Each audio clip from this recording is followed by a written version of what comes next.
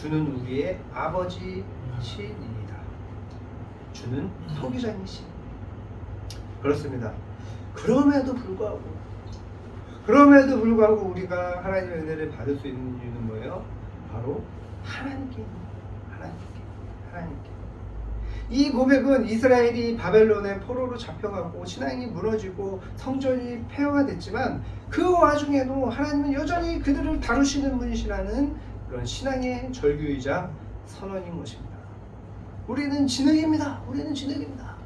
이것은 무력함의 고백이자 소망의 문이 열리는 자리인 거예요. 이사야는 이 고백을 통해서 하나님의 창조주 되심과 언약적 아버지 되심을 동시에 붙였습니다. 이는 예레미야 18장과도 연결이 되어 있어요. 예레미야 18장.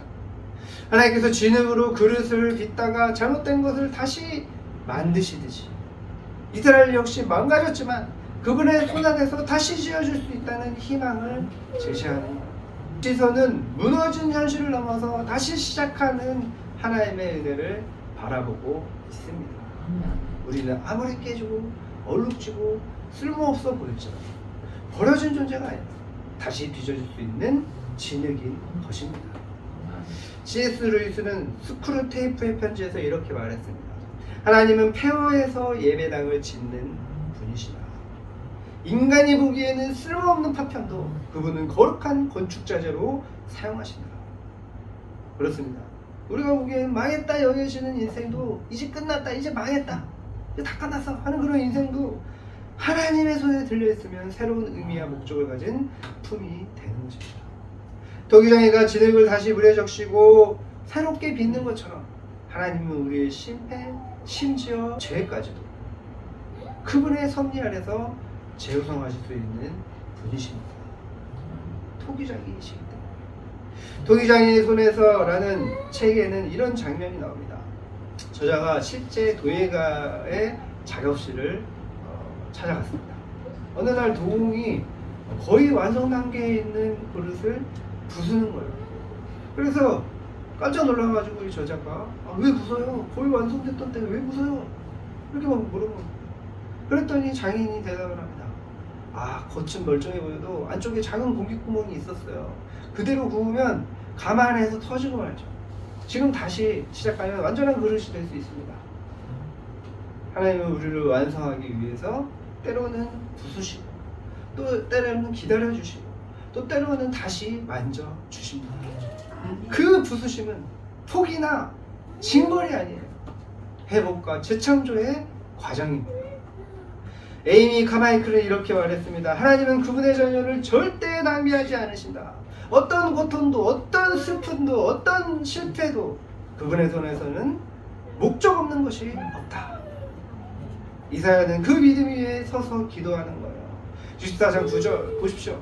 여호와여 너무 분노하지 마시오며 죄악을 영원히 기억하지 마소서. 구하오니 보시옵소서. 우리는 다 주의 백성이니이다. 그 믿음 위에서 기도하는 거예요. 완전히 부셔졌어도 하나님 만져주시면 다시 회복된다. 더 좋게 회복된다. 그 믿음 위에서 절규하는 겁니다. 자신의 삶이 완전히 깨졌다고 느끼시는 사람들이 많이 있습니다. 실제로 관계가 무너지고 꿈이 사라지고 또 신앙이 말랐기에 그렇게 느껴질 수 있죠. 그러나 하나님의 손에서 벗어나지 않았다면 그 깨어짐은 끝이 아니라 다시 시작될 재료입니다. 상한 마음은 기도의 재료가 됩니다. 실패는 겸손이라는 약이 됩니다. 그러므로 여러분 하나님께 마음을 들으십시오. 다시 만드시는 분께 인생의 중심을 내어드리십시오. 여러분이 어떤 모양이든 어떤 상처가 있든 하나님은 자기 손으로 만든 진흙을 결코 버리지 않으십니다. 하나님은 절대 포기하지 않으셨습니다. 여러분은 그분의 손 안에 있는 진흙입니다. 그리고 그분은 여전히 완전하신 토기장이십니다. 지금도 조용히 그러나 정성스럽게 우리의 인생을 다시 빚고 계십니다. 그분께 여러분의 삶을 다시 맡기십시오. 여러분 또한 반드시 다시 쓰임받을 수 있음을 믿으시기를 축복합니다. 자, 말씀을 마치겠습니다. 여러분, 우리가 하나님을 느낄 수 없는 이유는 우리의 완악함 때문입니다. 기도 응답되지 않는 것도 우리에게 있는 거예요. 우리가 하나님께 가까이 갈 수 없는 이유는 우리의 더러움 때문입니다. 그러나 소망은 끊이지 않아요. 우리는 진흙이고 하나님은 여전히 토기장이시며 우리를 다시 빚어 쓰시는 분이십니다. 지금 무너진 마음을 하나님께 내어 드리십시오. 그러면 하나님은 여러분을 다시 일으키시고 존귀하게 사용해 주실 것입니다. 회복이 시작될 것입니다.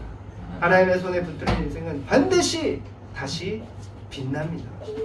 그 회복과 은혜가 오늘 여러분의 삶에 시작되기를 주님의 이름으로 축원합니다.